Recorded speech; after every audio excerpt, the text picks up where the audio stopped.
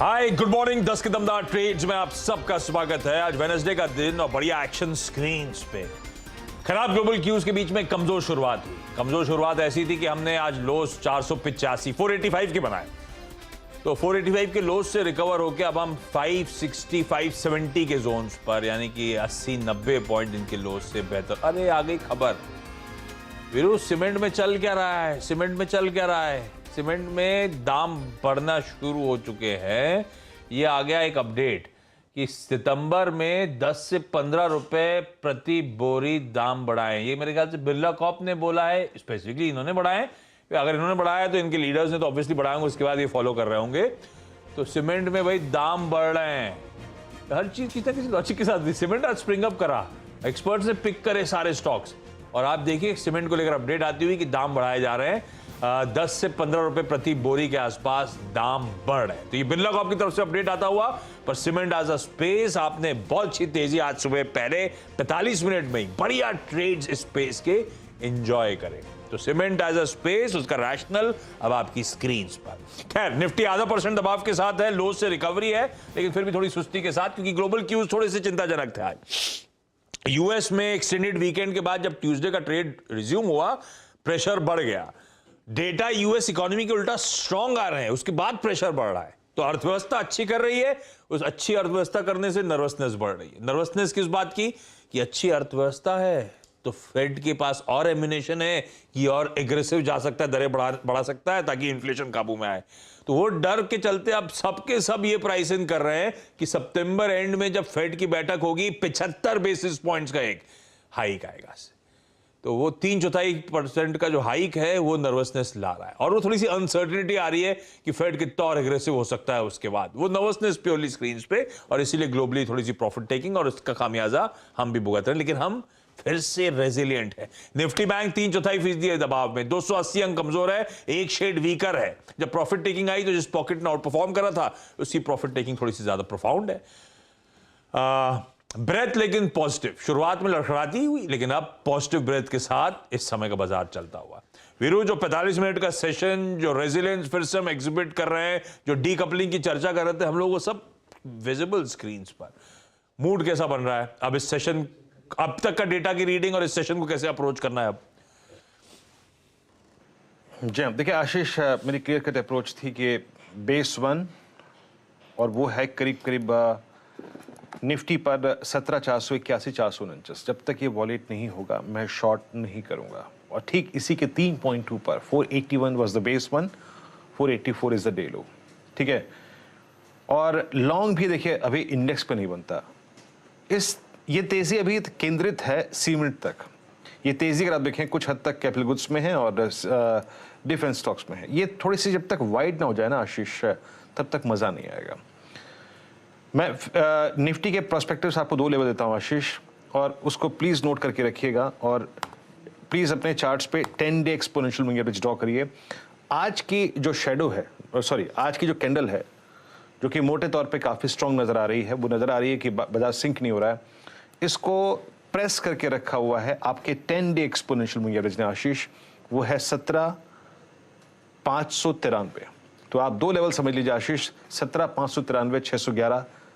अगर ये zone bisect होता है तो निफ्टी शॉर्ट कवरिंग विटनेस करेगा, और 611 के बाद आपको 671 तक का स्विंग मिलेगा।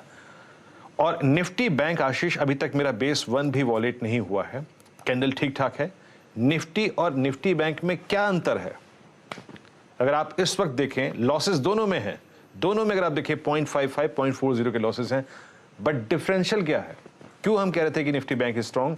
निफ्टी बैंक ने आज इवन अपने 10 डे को नहीं तोड़ा, और निफ्टी अपना ऑलमोस्ट 20 डे छू के आ गया। That's the differential. Nifty bank को तब लेंगे जब ये 39,510 630 की ट्रेजेक्टरी को काट देगा, बाइसेक्ट कर देगा, थोड़ा सा नॉर्मलाइज हो जाएगा, तब लेंगे। बट आशीष अब तक की रिकवरी स्ट्रांग है, और याद रखिए अभी तक स्क्रीन देख के लग रहा है कि जो स्ट्रेंथ है ना वो स्प्रेड हो रही है आशीष, ग्रेजुअली आशीष। ठीक बात। और अब 10 के दमदार ट्रेड्स में हमारे साथ जुड़ रहे हैं सेंट्रम ब्रोकिंग के नीलेश जैन, कोटक सिक्योरिटीज के श्रीकांत चौहान। आप दोनों का स्वागत है। श्रीकांत, वो श्रीलंका के वाला मैच देखा कल क्या? और आपका ओवरनाइट कैलकुलेशन क्या कहता है, इंडिया फाइनल पहुंच रही नहीं पहुंच रही? गुड मॉर्निंग आशीष, गुड मॉर्निंग वीरेंद्र। बिल्कुल कल का मैच देखा और काफी अनएक्सपेक्टेड था, लेकिन यस नो डाउट कि लंकन्स काफी अच्छा गेम खेले थे। और मुझे हमेशा लगता है कि मैच में जो भी अच्छा गेम खेलता है ना, उसे वो राइट होता है वो मैच जीतेगा। और कल का अगर आप देखेंगे तो उनका कमिटमेंट क्लियरली दिख रहा था, और वो एक जो जज्बा होता है कि कब खेल रहे करके हम लोग, वो बिल्कुल दिखाई दे रहा था। अगर फाइनल्स की बात करें तो मुझे मेरा उतना कैलकुलेशन नहीं है कि एग्जैक्टली ये जो पॉइंट्स की जो टैली है वो कैसे कैलकुलेट होगी करके, लेकिन अगर इंडिया फाइनल में आता है तो ऑलवेज वो अच्छा लगता ही है। और उसमें भी अगर फाइनल की मैच अगर हम पाकिस्तान के साथ खेलेंगे तो इनफैक्ट हम लोगों ने एशिया कप में 2 फाइनल तो ऑलरेडी देख लिए, तो 2 वर्ल्ड कप जैसे मैचेस तो हम लोगों ने ऑलरेडी देख लिए हैं। तो मुझे लगता है कि ये काफी एंटरटेनिंग रहेगा अगर वापस अगर इंडिया और पाकिस्तान इस फाइनल में अगर आता है तो। और अगर मार्केट्स की अगर बात करें तो इट वाज कंप्लीटली अनएक्सपेक्टेड कि ऐसा कुछ सिंगापुर निफ्टी डाउन रहेगा और 10 ईयर बॉन्ड यील्ड 3.35 के करीब चला जाएगा। 10 ईयर जो डॉलर इंडेक्स आशीष जी अगर आप वो देखेंगे तो पिछले अगर आप 10 से 15 साल के चार्ट को देखते हो तो 104 के बाद डॉलर इंडेक्स में 120 तक कोई रेजिस्टेंस नहीं है। तो वो एक डर बना हुआ है और इसी वजह से मुझे लगता है कि मार्केट हमेशा एक टर्मोइल सिचुएशन में आ जाता है जैसे ही डॉलर इंडेक्स में एक हम अपटिक देखते हैं।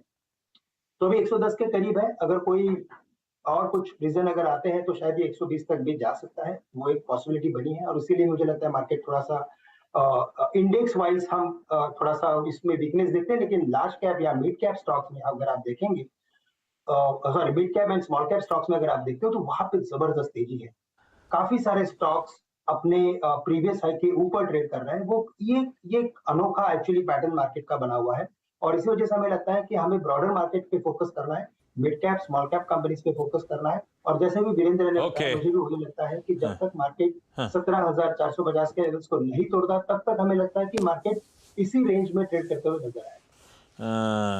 इंडिया फाइनल में आइडियल सिचुएशन, इंडिया पाक फाइनल में सब अच्छा रहेगा वीरू। एक ही दिक्कत है, फिर फाइनल संडे को, फिर फाइनल संडे रात को और फिर मंडे को काम रिज्यूम। ये मामला बहुत गड़बड़ाएगा अगर ऐसा हुआ तो। आशीष, पर कल मैच देख के बड़ा दुख हुआ। हार जीत तो चलती रहती है, लेकिन अगर आप लास्ट 2 मैचेस को देखें ना, कलेक्टिव एफर्ट नहीं थे। टीम अपनी है, कोई दुराई नहीं, लेकिन कलेक्टिव एफर्ट नहीं थे। कोई भी इंसान कैसे भी शॉट्स खेल रहा है। आप रोहित शर्मा की जो बॉडी लैंग्वेज थी, वो जिस तरीके से बॉक्स में चिल्ला रहे थे प्लेयर्स के ऊपर, वो बॉडी लैंग्वेज ना पसंद नहीं आई। कलेक्टिव एफर्ट नहीं था टीम में।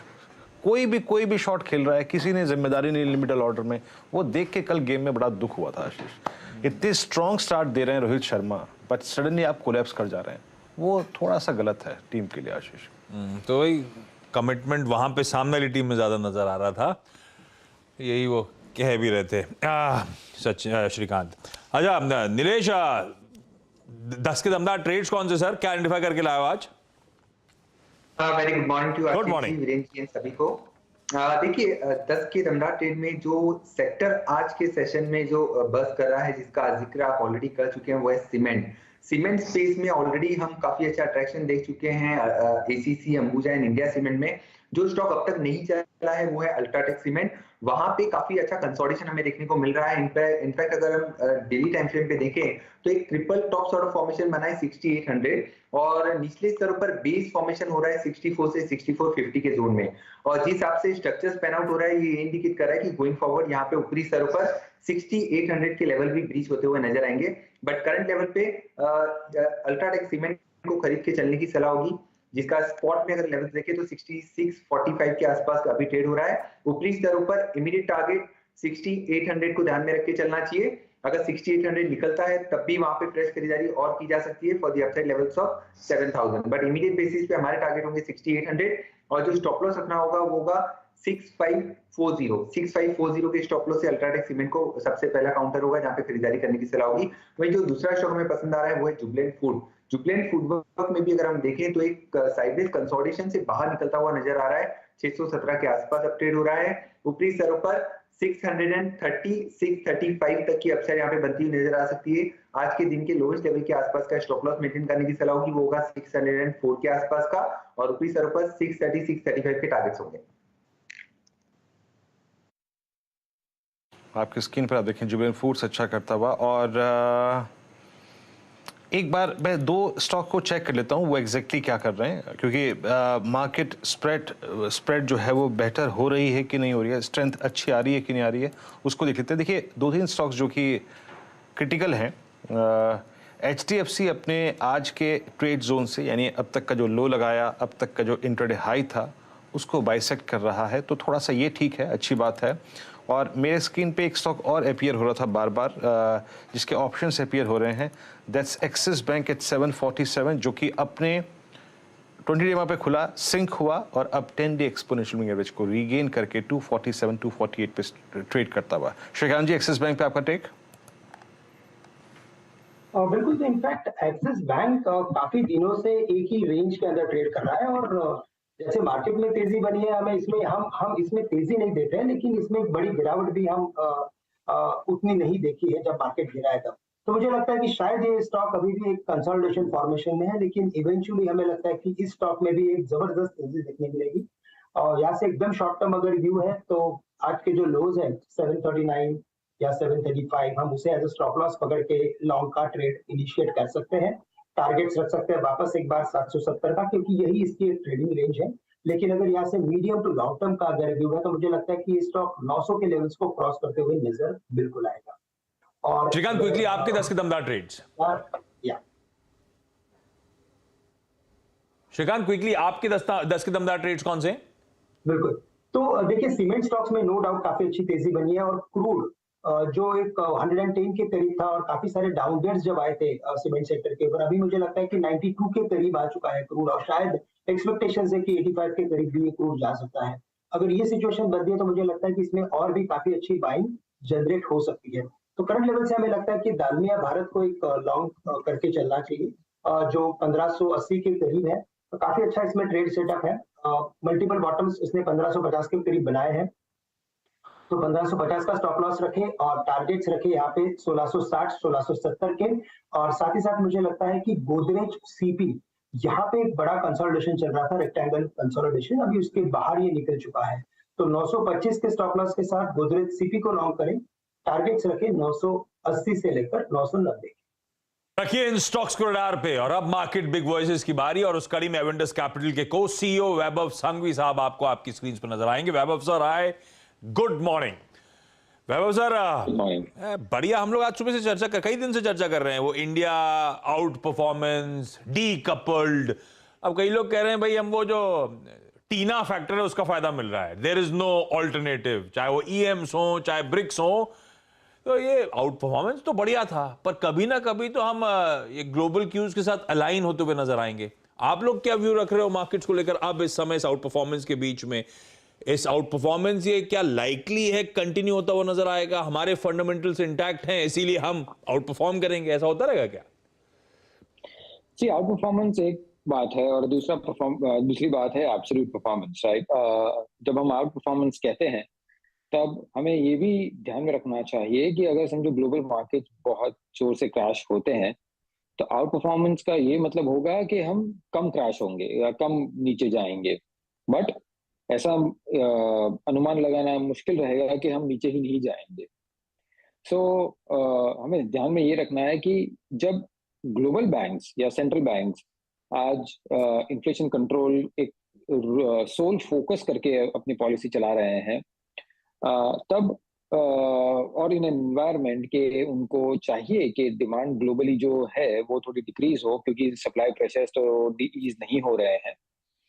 इन दैट वे कि जब इकोनॉमिक ग्रोथ डिक्रीज होना है in the coming probably few quarters, तो हम डिफाइंस कर सकते हैं at least for a shorter period of time. हमारा मोमेंटम अच्छा है मार्केट का, तो प्रोबेबली मोमेंटम रह सकता है थोड़े टाइम के लिए, but we will soon probably catch the trend of what happening in the global markets, कि हम ग्लोबल मार्केट्स के एकदम अलग थलग नहीं रह सकते हैं। हमने हिस्ट्री में भी देखा है, और वो आकलन करना, वो इन्फ्रेंस निकालना कि हम डीकपल हो गए, डीकपल जैसा होता नहीं है जनरली।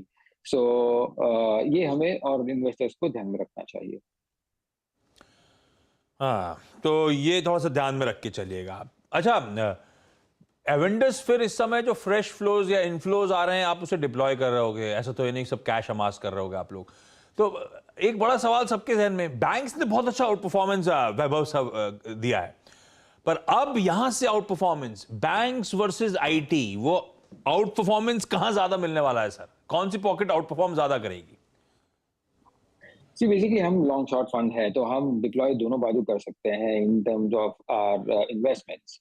सो जब आपने कहा कि बैंक्स अच्छे चले हैं, yes of course last few months में बैंक्स अच्छे चले, बट ये भी ध्यान रखना चाहिए कि लास्ट फ्यू ईयर्स से बैंक अंडर परफॉर्म कर रहे थे। तो वो थोड़ा वन के वो अंडर परफॉर्मेंस को भी कैचअप करना है, और टू कि ओवरऑल बैंकिंग सेक्टर पे फंडामेंटल्स बहुत ही बेहतरीन हो रहे हैं। एट द सेम टाइम आगे का फ्यूचर इन टर्म्स ऑफ की क्रेडिट ग्रोथ कहें, और डोमेस्टिक इकोनॉमी जब अच्छी कर रही हो, तो क्रेडिट तो buoyancy in terms of fee income और वो सब भी रहेंगे साथ में।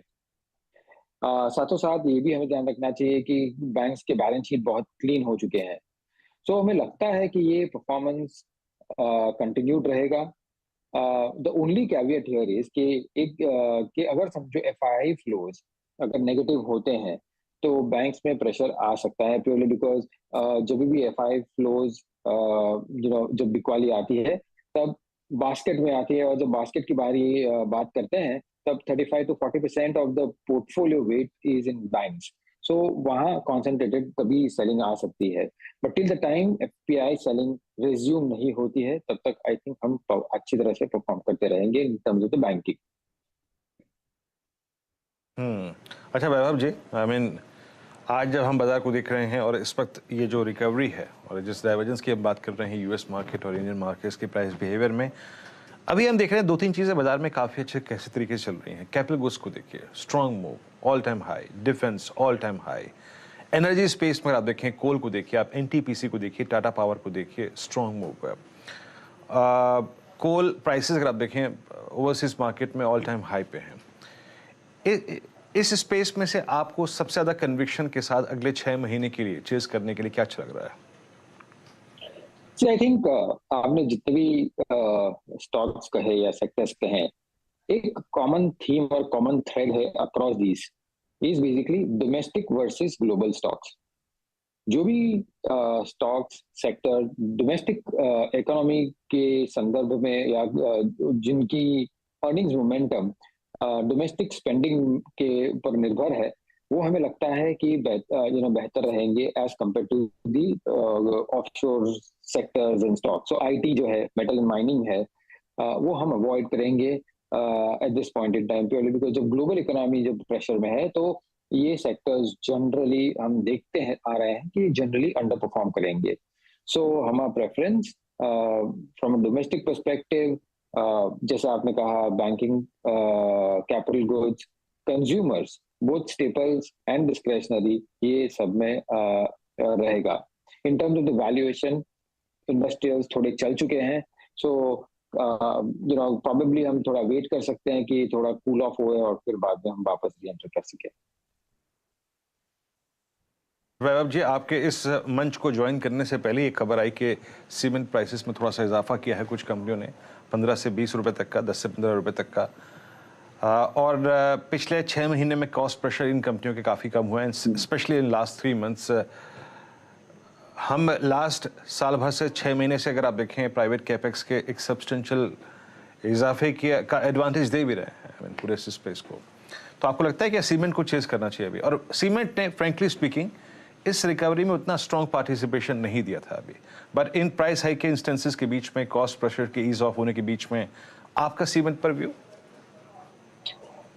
हमारा सीमेंट पे व्यू पॉजिटिव है, बट एक थोड़ा अपन 6 महीने की हिस्ट्री में चले जाते हैं, क्योंकि अगर हमने देखा कि 6 महीने के पहले आई थिंक काफी केपेक्स डिक्लेयर हुए थे सीमेंट कंपनीज में, और ये फियर था कि अगर काफी कैपेसिटी आज आगे जाके इंक्रीज होंगी, तो ऑन अ स्ट्रक्चरल बेसिस आप थोड़ा प्राइसिंग प्रेशर देख सकेंगे in the next 3 to 4 years। However जिस हिसाब से कंसोलिडेशन हो रहा है सीमेंट सेक्टर में और जिस हिसाब से गवर्नमेंट का फोकस रहा है ऑन केपेक्स और केपेक्स ड्रिवन सेक्टर्स में, हमें लगता है कि थोड़ा रिवाइवल हम देख रहे हैं ऑन केपेक्स साइड और वो कंटिन्यूड रहेगा जब तक अपनी इकोनॉमी बॉयंट रहेगी।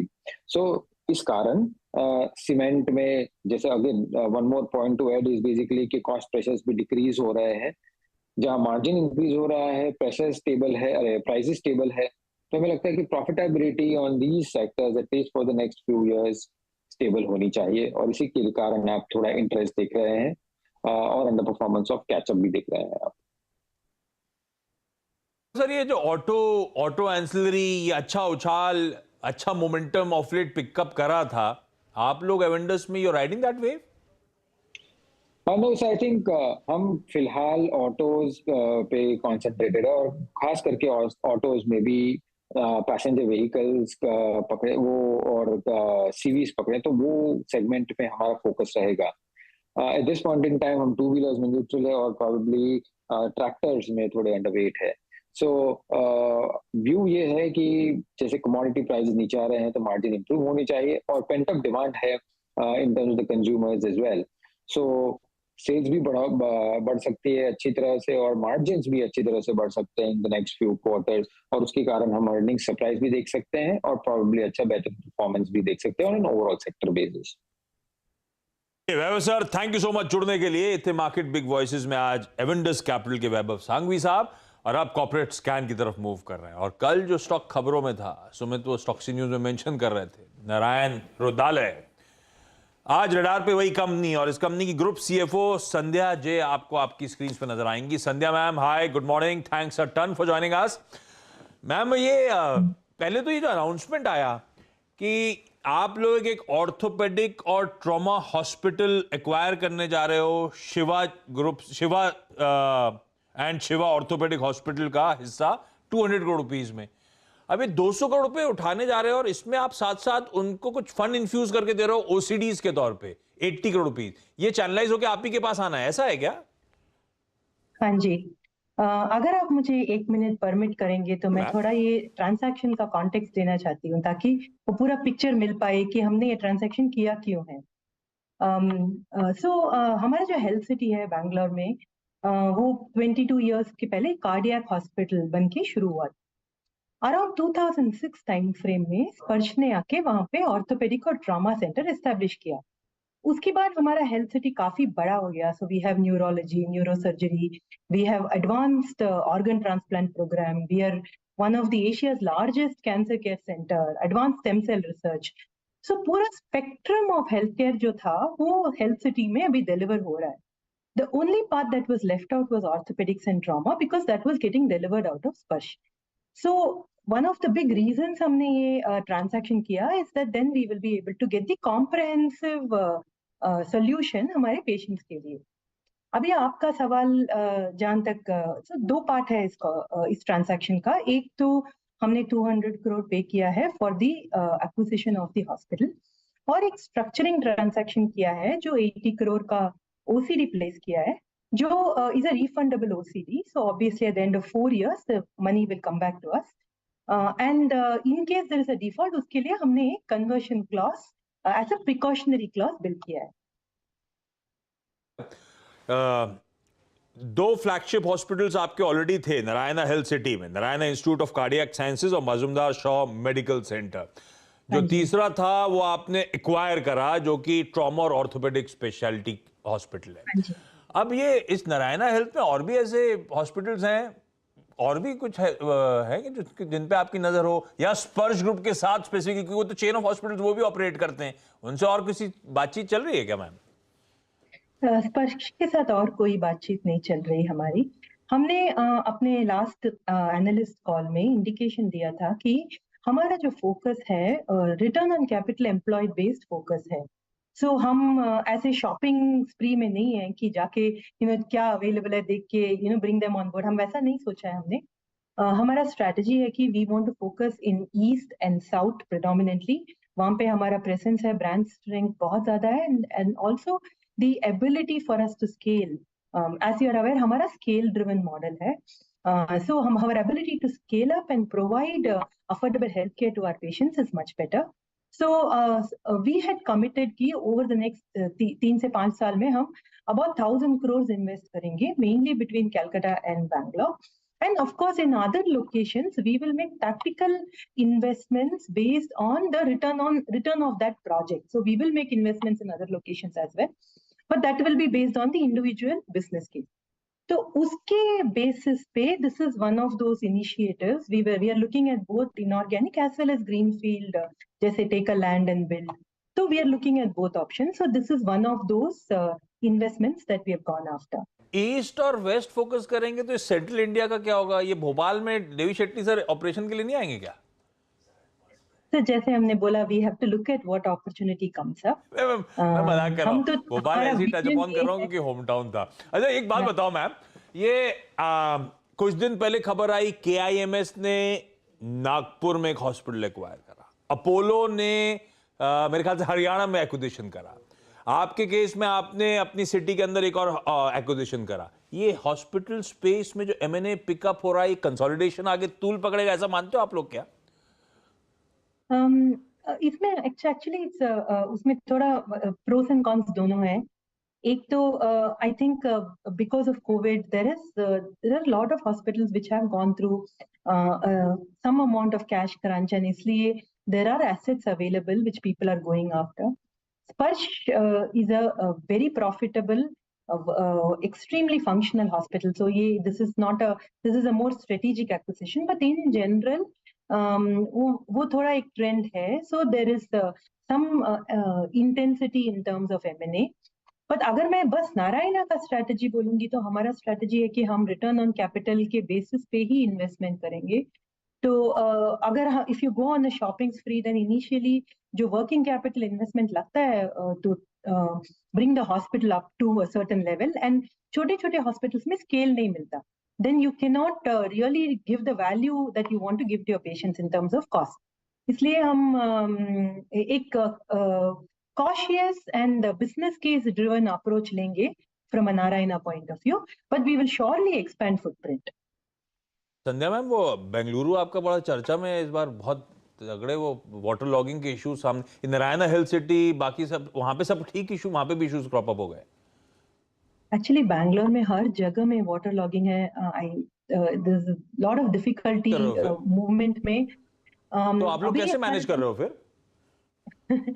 अभी हेल्थ सिटी कैंपस में वाटर लॉगिंग नहीं है, सो हमारे हॉस्पिटल ऑपरेशंस अफेक्ट नहीं हुए हैं, बट लोगों को आने जाने में मुश्किल हो रहा है क्योंकि हमारा